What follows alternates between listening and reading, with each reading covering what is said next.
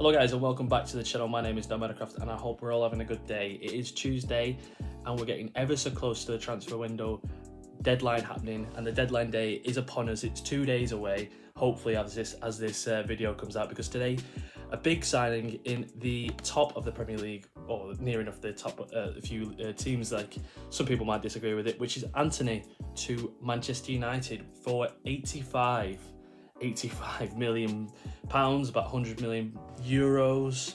It's a 22-year-old from Ajax. He's a right winger, which Manchester United do need right now. They do need a right winger. They need a lot of other positions as well, maybe more importantly than the one that they've just signed. But this, as well as the Casemiro signing, it seems like Manchester United have actually got some power behind them again, which is a strange thing to say. I mean, they've always had it, but whether or not they've done it in the right places is another question. You know, the likes of Sancho and Varane and Ronaldo last summer, you thought that would be their season last season. I think I put them in the top two, and I think most people did, to be honest with you, after the season before. But this one seems like a very Ten Hag-esque signing, doesn't it? Because of the obvious linkage to Ajax. He's a 22-year-old right winger from Ajax, bought him from Sao Paulo in 2018. As you can see on the sub score right now, I've put it on the screen.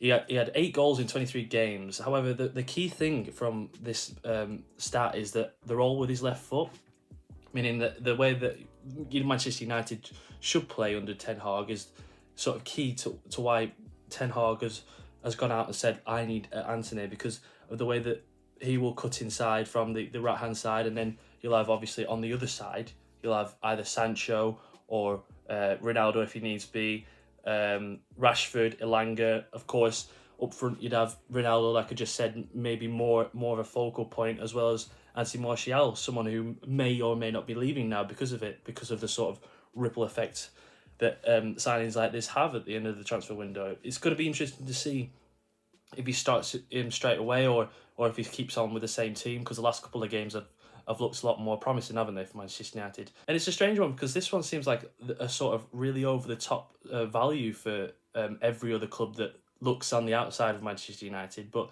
with the vibe of every United fan I've seen on social media, say Twitter, Instagram, Facebook, YouTube, etc., it feels like they've just that all they need is a player, and they're not bothered how much it costs. And I feel like that's the vibe that Manchester United have got with Ten Hag as well, because they've spent obviously 60 million on Casemiro, now spent 85 million on Antony, which is 145 million between the two of them.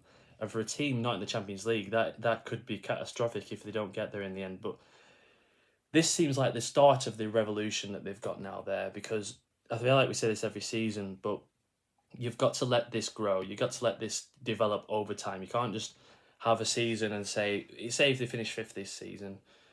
Yes, I just said it might be cataclysmic, but if that's the right way of saying it, but they need time to develop, because they can't just have the same manager getting sacked every single time, and then you'll have like different players for different managers for different systems. Hopefully Donny van de Beek can be a bit more of a role this season for Manchester United. And 3.4 shots a game, that's for Ajax. It is a lot, so that should come down towards this season. And is this good news for Manchester United? It can't not be bad. It can't be bad news, can it? Essentially, but who's the one they're going to replace? Because at the end of the day, there's only 11 people on the pitch. You've heard it here first, I know. But with Manchester United, who else do you need? What other positions do you need? This is just going to be a quick video for you guys, and I want to know who else do Manchester United need, and who is going to leave at the end of this season. I feel like I'm repeating myself a tiny bit. I feel like Ronaldo's the obvious one, isn't it? I feel like Ten Hag's just shown his sort of power and his authoritarian style with how he's treated Ronaldo, and Ronaldo seems fine with that at the minute. He's sort of been humbled by how United have played over the last few games under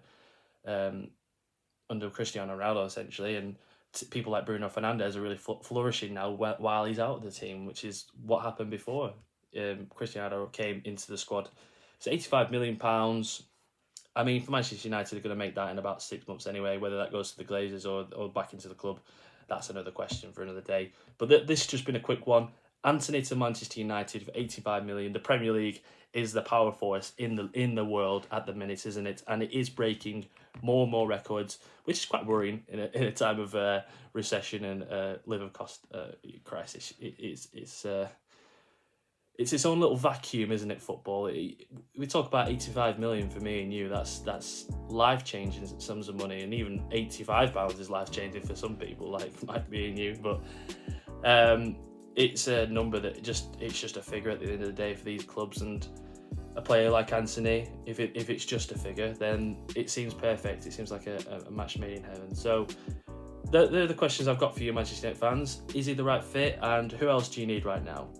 Thanks for subscribing recently, guys. Thanks for all the likes, and hope to see a few comments in this video. Let me know what you thought of the video as well. Places I need to improve on, places that I need to work better on, because it's a growing process, and I am enjoying it all the way. So thanks for listening, guys. I hope you have a good day, and peace.